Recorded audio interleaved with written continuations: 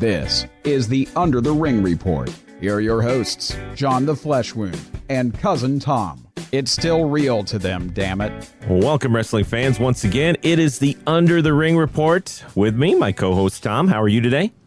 Hey, I'm great. How are you?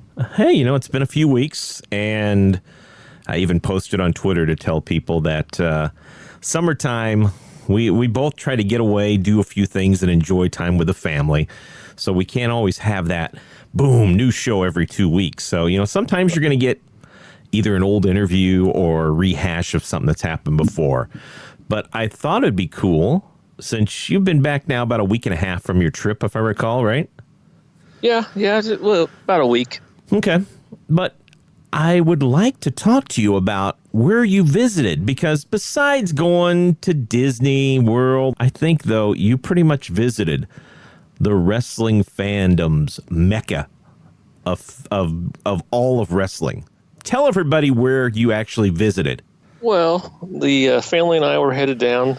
My oldest son was going to march in the parade at Disney, his high school marching band. They go once every 4 years. And so he was riding the charter bus. He was going to get the old, leave at night, get to sleep all the way through and make it in one shot deal. And we were going to get stuck in the car and drive 14 and a half hours or however long it is, on our own. So I told my wife, I'm like, let's go to Clearwater, which is the other side of Tampa, Gulf of Mexico, beautiful beach. And in the back of my mind, I'm thinking, I know Hogan has a beach shop at Clearwater, but I won't mention that to her until after we get there. You are a sucker. So I am. But, like she said, it's both of our vacations. So, I did something I wanted to do. But so we got down there and we went the second day. And it was raining in the morning, so we started looking at some of the shops, and I said, I'm going to Hogan's, and it didn't disappoint. It's not very big, but you're on a kind of like an inland peninsula deal. There's not a lot of space there, it's everything. So, but for no bigger than it is packed to the gills with all kinds of memorabilia, anything you can think to buy, refrigerator magnets, T-shirts, hats, bandanas. Did you take a bunch of photos? I did. I put them on Instagram. Okay. We took some photos. The funny thing is my youngest son, who just turned 13, he was with us. And so I'm looking around at the shop, and when you go in the shop, they have, TVs up on the wall, and they always have Hogan matches playing in the background. That makes sense. Well, it just so happened it was WrestleMania when the Mega Powers collided.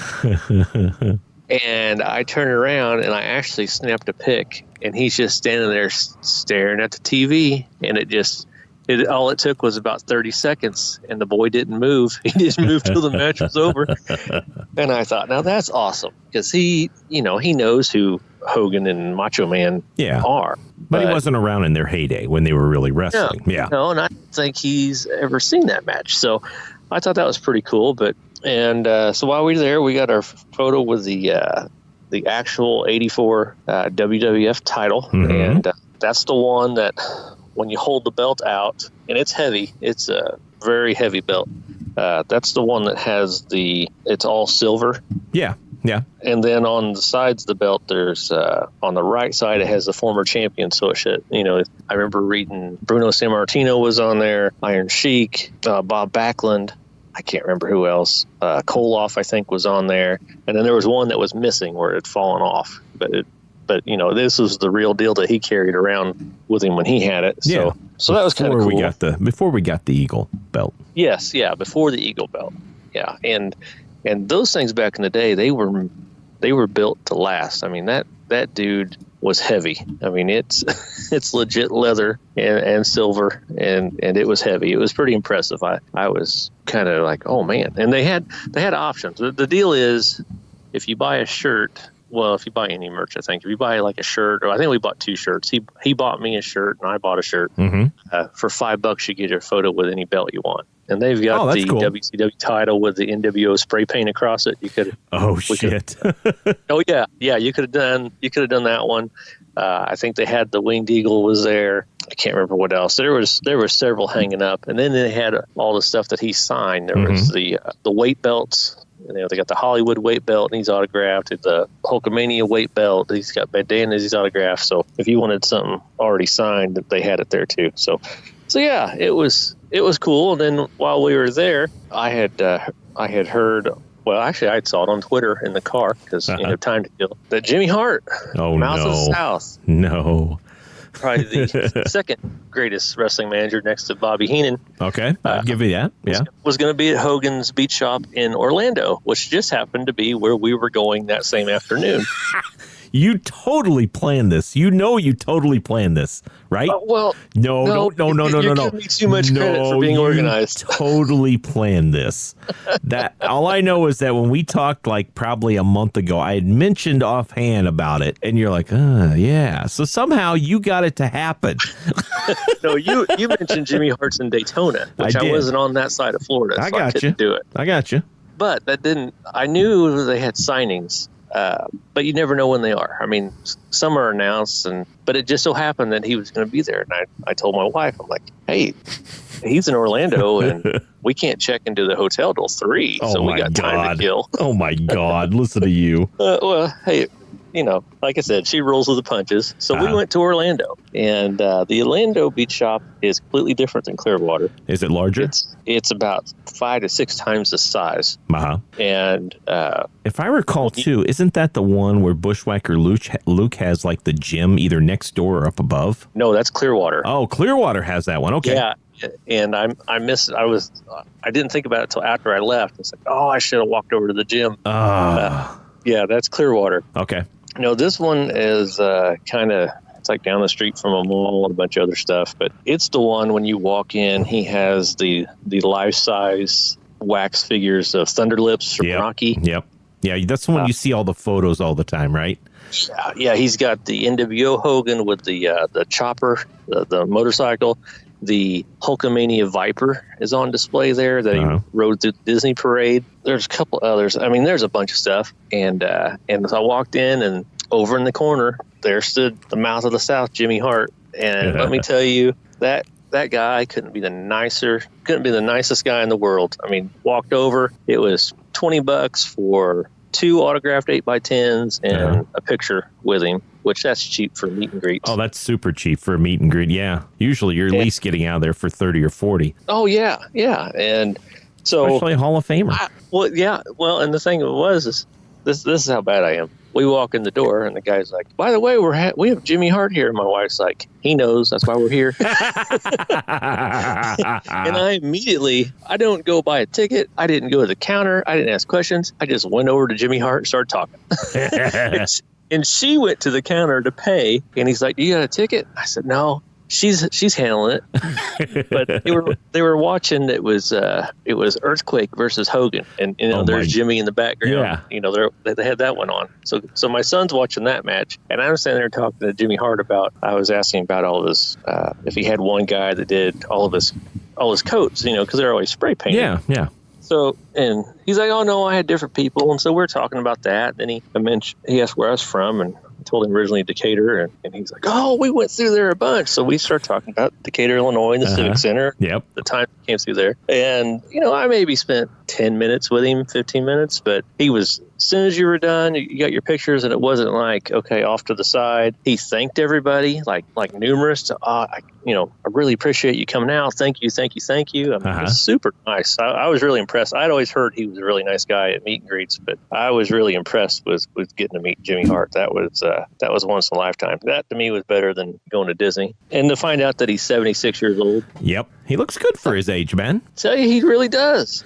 He's going to be up here the 26th, and I think I'm going to make my way over to see him. He's going to be at the one of the baseball teams and do that little thing before the game. He's worth going to see because, like I said, he treats everybody with the utmost courtesy and respect, and I can't say anything more than that. Just super nice. It was, we've done other meet and greets where you're just kind of like, all right, smile for the camera. Okay, next. Yeah. Well, you're pretty much a conveyor belt. Boom. How many people kind of get in and out here, and you don't really have a time to get to know if the person, and I get it too in their case. They're there. They've been there a long time, and wow, somebody just paid. Here's shake hand, bye, move on. Yeah, I get it, but That's cool. There probably wasn't a big crowd waiting to see him then? No, well, what time I got there, it was afternoon, and he'd been there since like 9 or 10. Oh, he was geez. He was there from like 10 to 3 or 10 to 4. Uh-huh. So when we walked in the door, he'd already been there like 3 hours. But there was a few other people ahead of me. One guy had him sign a belt. Mm-hmm. Another guy had just got some 8x10s. I put a picture on Instagram. I had him sign the 8x10 of him managing the Hart Foundation. Yeah. Which to me, that's, when I think of Jimmy Hart. That's classic Jimmy right there. Yeah. When he was the Hart Foundation. Yeah. I'm with you. Yeah. And so the second autograph, he's like, what about the second one? And so I let my 13-year-old pick. So he picked the 2K19 photo and he autographed that to him. Uh-huh. So he, and we get in the car and I'm like, do you know who Jimmy Hart is? Well, a little, but not really. So kind of explained who he was and stuff. I did a little bit before we got there, but yeah, it was a good time. Even if you're not a Hogan fan like I am, it's a cool place to check out. It's especially if you're down there, it's worth going to look at. You won't be disappointed. So it was everything you hoped it was, huh? Yeah. I mean, 2 shops in less than 2 hours. Oh my. Now, now, when you did the Disney World, did you just go there? Did you go to the Universal and do any of that? Because I wonder if you maybe walked by the Impact Studios and all that stuff. But no, we didn't do Universal. Yeah. I was just making sure you didn't really turn this into a wrestling vacation. Well, okay, I have a confession. I did check out Full Sail. Well, I checked their schedule, but they were sold out. Because I was going to, if I could squeeze in the NXT taping, I was going to do it. So that didn't pan out. And then NXT was actually having a live show in Tampa. Uh-huh. I was in Clearwater, but I missed out on a chance for that as well. So, no. But when in Rome, shoot your shot, right? God. Oh. But it sounds like you had a really good time. And I mean, for wrestling fans out there looking for something to do, what the hell, man? I'm glad you got to do it and enjoyed yourself. And you got to meet Jimmy freaking Hart. Now, it would have been great if you could have met Hogan. But hey, he doesn't do very many signings anymore, though, does he? Well, he's doing one the 22nd of June. Oh, really? The beach shop. Yeah, but I was like, well, I won't be back down there. So, yeah, and he's in and out of there a lot. Uh-huh. And some people will actually, catch him in there. Yeah. But he usually doesn't. From what I hear, he might take a photo, but he usually doesn't sign anything. Yeah. I don't blame you. If you see his Twitter and he's got a promo up that he's shot in the shop, he's usually just in and out. Yeah. Does the video and leaves. Which I don't blame the guy. He probably, that's somebody who can't go anywhere without people taking photos of him. That's also income for him too. I mean, if you think about it, he sets aside a certain amount of time. If he signs one person's autograph in that shop, he's stuck there all day. But you know what? If he set up the 26th as his day, he knows that whole day he's just going to be there signing. I mean, I think he makes like $150 an autograph or some shit. Yeah, it's I looked it up one time. And it's been, I just followed the link. I wasn't planning on going. I just wanted to see what they were charging. And you're right. It was like $150 or up to $200 if you want something personal. Him and Flair can ask whatever they want. They're going to get it. Well, and that's it. I mean, you know what? When you're an icon of professional wrestling and people want that photo, they're going to do whatever they can. You don't have to worry about doing a discount. You can name your price, and you know what? Most people are going to pay it. I mean, people were complaining earlier when they heard that Undertaker was going to make you pay $150 to meet him. There's nothing wrong with that. When you're a top tier talent, the reason he busted his ass and did all those things, and he is probably, Flair's good, but you know what? Hulk Hogan is probably the most recognizable professional wrestler of all time. So he can name his price. And you know what? Most people are going to pay it. Well, and the other thing too, and I hate to say this, I don't want to sound like a sadist or something, but wrestling has a horrible track record with people not making it past 50. Oh, you're right. And to have guys still around, people don't want to miss the opportunity to get a chance to meet them, because we all know that there's a good likelihood that you'll just wake up one morning and horrible news in the wrestling world, because it seems like that's happens quite frequently. And they're all getting up in age. That's the other thing too. I mean, it's inevitable. So if you have a chance to see that guy, and if you want your photo, you better do it before it's too late. That's pretty much it in a nutshell. Yep. Well, my only regret was forgetting about Bushwhacker Luke's gym being next door. I'll tell you what, he's a good dude. I interviewed him about 20 years ago. Just a character. You know what I mean? He is the guy that you see on TV. And very nice. Just a very gracious dude.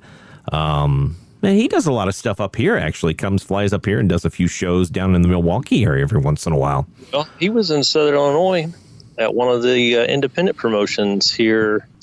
I'm going to get this wrong. I can't remember if it was coming up or if he's already been, but it's the second time he's been here for one of our local independents. Comes up, does a signing and meet and greet and everything. So yeah, he makes his rounds as well. I mean, that's, like I said, that's all side income for all those guys. Nice. Well, Tom, it sounds like you had yourself a very enjoyable vacation. I did, and top it off, got to see my son and the marching band march in Disney. We survived the rain and all that good stuff. And so it turned out real good. Well, we will wrap up this show. Thanks everyone for joining us. Tom, thank you for taking us on a journey into Hogan's Beast Shop. That was fun, man. That was awesome. No problem. And we will catch you next time here on the Under the Ring Report. G'day, mateys.